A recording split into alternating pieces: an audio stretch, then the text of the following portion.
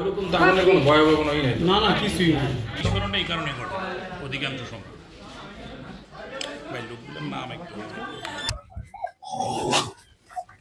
5 জন লোক এখানে একই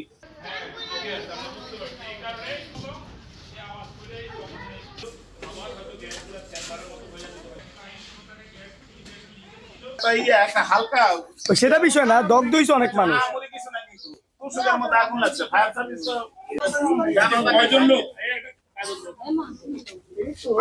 মানে সাউন্ড হয় না, কিছু হয় না।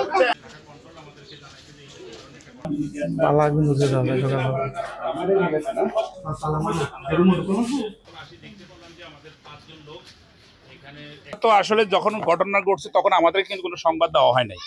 আমরা আপনাদের টিভির স্কলে দেখাই আমাদের কন্ট্রোল আমাদেরকে বলছে, এই জন্য আমরা ঘটনাস্থলে আসলাম। আসি দেখি জানতে পারলাম যে এখানে 5 জন লোক দগ্ধ হলো, এদেরকে ঢাকা বার্ন ইউনিটে প্রেরণ করা হয়েছে। কিন্তু আমরা যেভাবে দেখলাম তাদের একটা গ্যাস সিলিন্ডার আছে, এখানে গ্যাস সিলিন্ডারের একটা অংশ বের হয়ে গেল। এখানে হয়তো কোনো কারণে গ্যাসের লিকেজ ছিল, দরজা জানালা বন্ধ ছিল, হঠাৎ কোনো সময় আবার রান্না করার জন্য যদি আগুনের কোনো স্পর্শ এসে থাকে এক ধরনের একটা বিস্ফোরণে হয়তো তারা দগ্ধ হইতে পারে। কিন্তু তৎক্ষণাৎ আমাদেরকে ওরা কোনো সংবাদ দেয় নাই।